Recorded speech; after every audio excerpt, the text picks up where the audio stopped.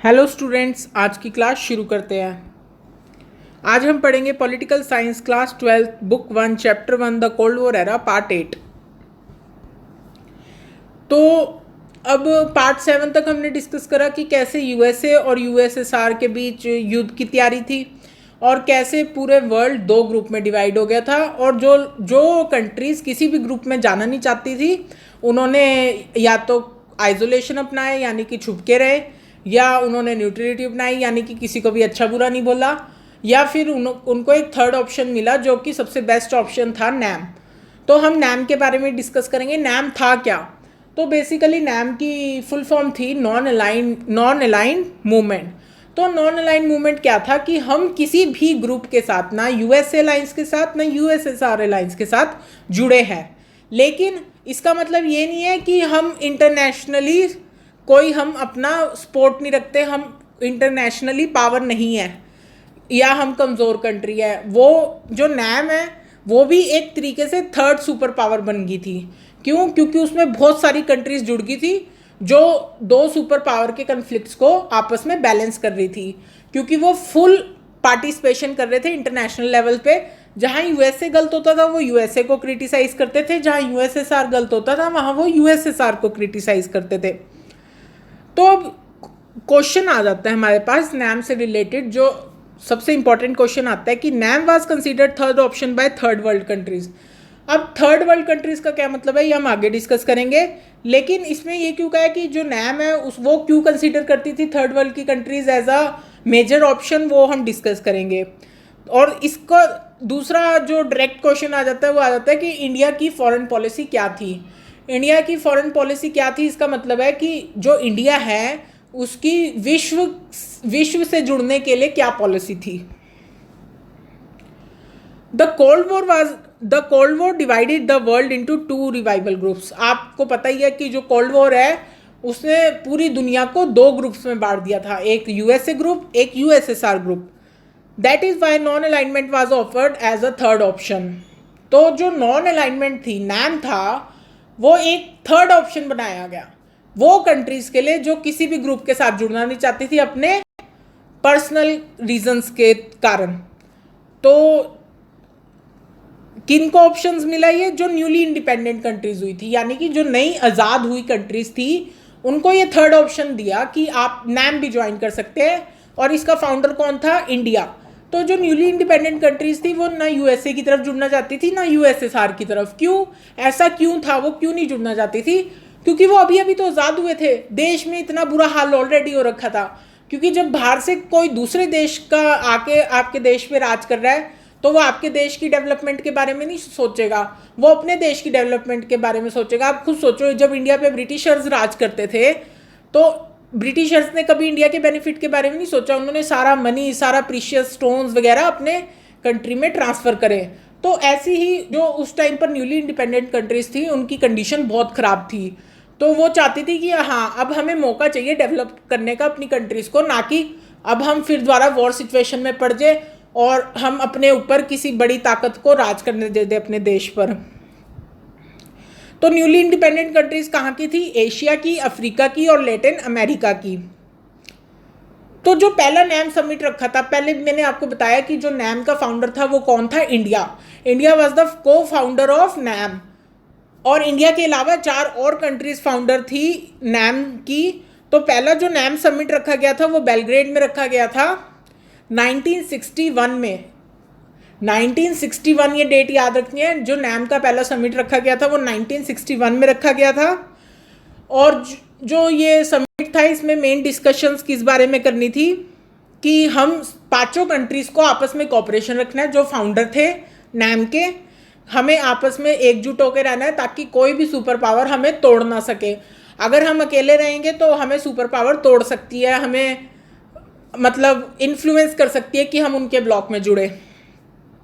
दूसरा, reducing cold war tensions.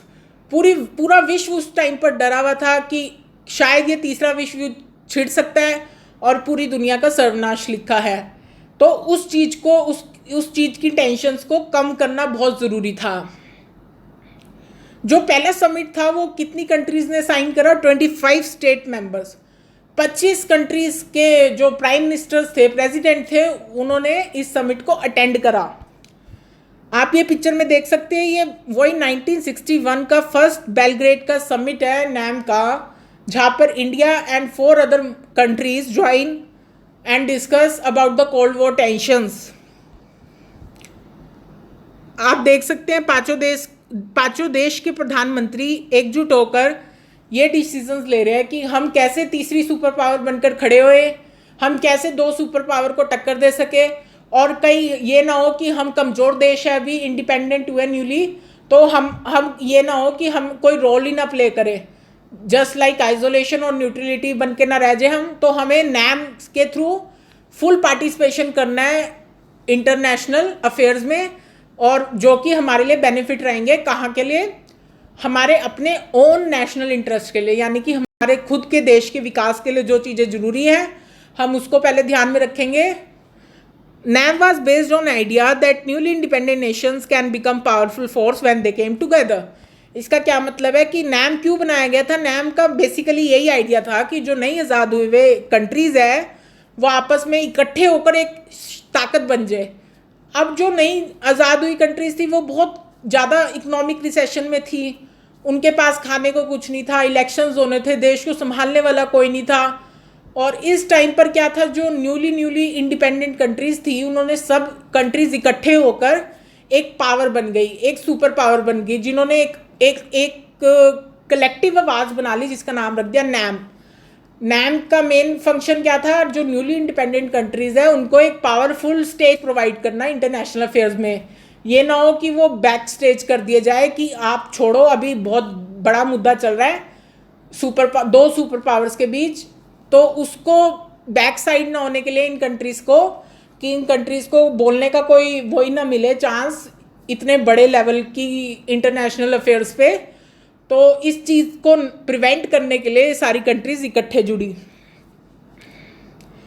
जो ये फोटो में दिखाया ये 7th नैम समिट है, जो कि दिल्ली में हुआ था 1983 में ड्यूरिंग इंदिरा गांधी टाइम।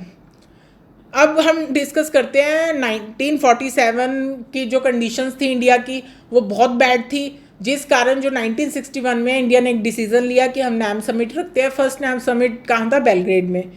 अब जो इंडिया और दूसरी गरीब कंट्रीज़ थी, जो कि गरीब क्यों कहा गया? क्योंकि जो इंडिपेंडेंट हुई है कंट्रीज़ उसमें जो उनके कॉलोनाइज वो थे, मास्टर्स थे, यानी कि जिन्होंने उनको गुलाम बना रखा था, उन्होंने तो देश में कुछ छोड़ा ही नहीं था खाने के लिए भी।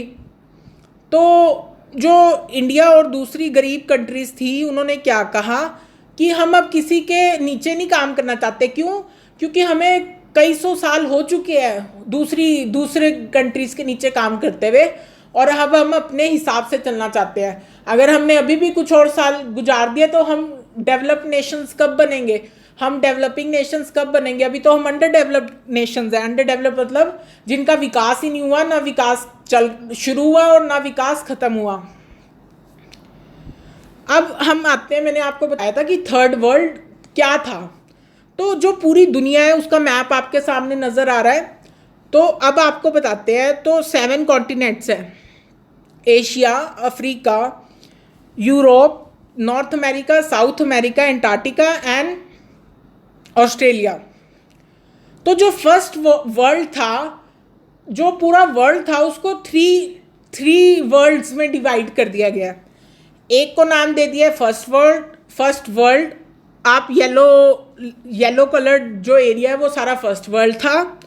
जो येलो कलर की एरियाज, मतलब येलो कलर के पोर्शन में जो कंट्रीज़ पड़ती थी उनको फर्स्ट वर्ल्ड कंट्रीज़ बोलते हैं। जो रेड कलर लाइन में कंट्रीज़ पड़ती थी उनको सेकेंड वर्ल्ड, और जो ग्रीन कलर्ड एरियाज़ में कंट्रीज़ पड़ती थी उनको थर्ड वर्ल्ड। तो थर्ड वर्ल्ड की जितनी भी कंट्रीज़ थी जो ग्रीन पोर्शन में थी, इन्होंने ज़्यादातर नैम अपनाया था। इसलिए बोला गया है कि थर्ड वर्ल्ड की कंट्रीज़ ने नैम को क्यों कंसीडर करा, क्योंकि ज़्यादातर जितनी भी थर्ड वर्ल्ड की कंट्रीज़ थी ये सारी बेसिकली डीकोलोनाइज्ड हुई थी, क्योंकि ये अभी न्यूली इंडिपेंडेंट हुई थी। तो ये नहीं चाहते थे कि अब इनके विकास में कोई अड़चन आए, कोई रोक आए, बीच में कोई मतलब बैरियर आए। Thank you. Bye Archit Singla. अगर आपको वीडियो पसंद आए तो लाइक कर देना, और अगर आपको कुछ भी कमी लगी हो तो डिसलाइक कर देना। बाकी अगर आपको सही में कुछ समझ आया हो, आपके लिए यूज़फुल निकली हो, तो इसको मेरे चैनल को सब्सक्राइब कर देना। Thank you very much. Thank